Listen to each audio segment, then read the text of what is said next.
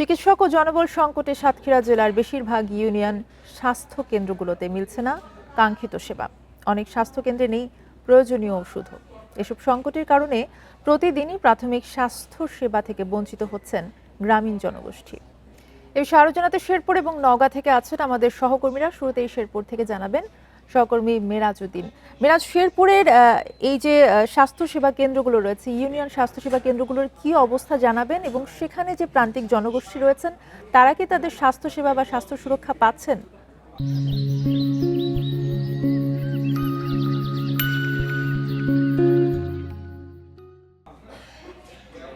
হ্যাঁ, আপনি যে কথাটা বলতেছিলেন, সীমান্তবর্তী শেরপুর জেলা এটা গারো পাহাড় অধ্যুষিত একটি জেলা এবং এই জেলায় 52টি ইউনিয়ন এবং 4টি পৌরসভা রয়েছে। এর মধ্যে মাত্র রয়েছে 9টি পৌরসভা এবং ইউনিয়নের মধ্যে 9টিতে রয়েছে মাত্র ইউনিয়ন স্বাস্থ্য সেবা কেন্দ্র।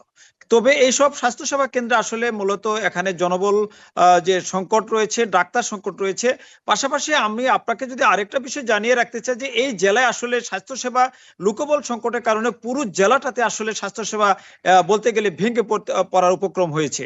জেলার 52টি ইউনিয়নের মধ্যে এবং 4টি পৌরসভার মধ্যে আপনার প্রত্যেকটিতে কিন্তু উপসহকারী মেডিকেল অফিসার দেওয়া থাকলেও প্রকৃতপক্ষে মাত্র 9টিতে রয়েছে বা আপনার ইউনিয়ন স্বাস্থ্য বা সেবা কেন্দ্র, বাকিগুলিতে কিন্তু নাই। যে কারণে কিন্তু আসলে ওইসব ইউনিয়নের মানুষ প্রকৃতপক্ষে স্বাস্থ্য সেবা থেকে পুরোপুরি বঞ্চিত রয়েছে।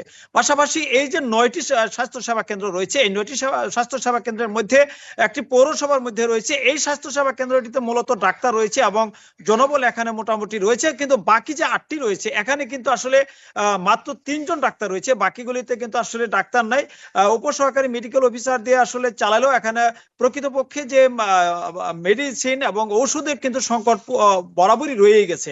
পাশাপাশি আমরা বিভিন্ন এলাকায় কথা বলেছি, তাদের দাবি হচ্ছে যে, সাধারণ মানুষের দাবি হচ্ছে যে প্রত্যেকটা ইউনিয়নে সহকারী মেডিকেল অফিসার থাকলেও কিন্তু আসলে তারা স্বাস্থ্য সেবা পাচ্ছেন না এবং তারা চাচ্ছেন যে যাতে করে তারা এই স্বাস্থ্য সেবাটা পায়।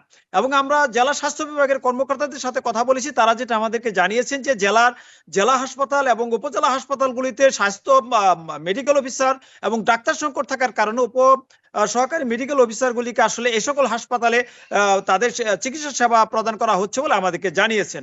পাশাপাশি আমরা তাদেরকে যে এই সংকট মোকাবেলার জন্য তারা কি করা যায় এবং জেলা স্বাস্থ্য বিভাগের যে প্রধান জেলা সিভিল সার্জন উনি যেটা আমাদেরকে জানিয়েছেন যে তারা সরকারের দিকে তাকিয়ে আছেন যে তারা কিভাবে সরকার এ ব্যাপারে কি সিদ্ধান্ত গ্রহণ করে।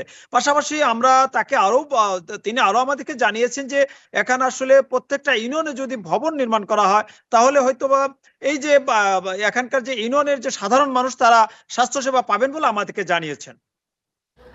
মিরাজ, আপনি থাকবেন আমাদের সাথে।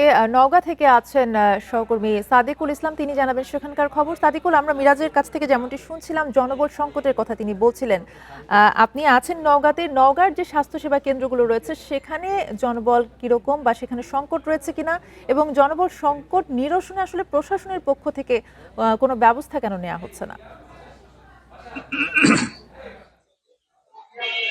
আসলে আমার সহকর্মী শেরপুর থেকে যেটি বলছিলেন একই অবস্থা কিন্তু নওগাঁরও।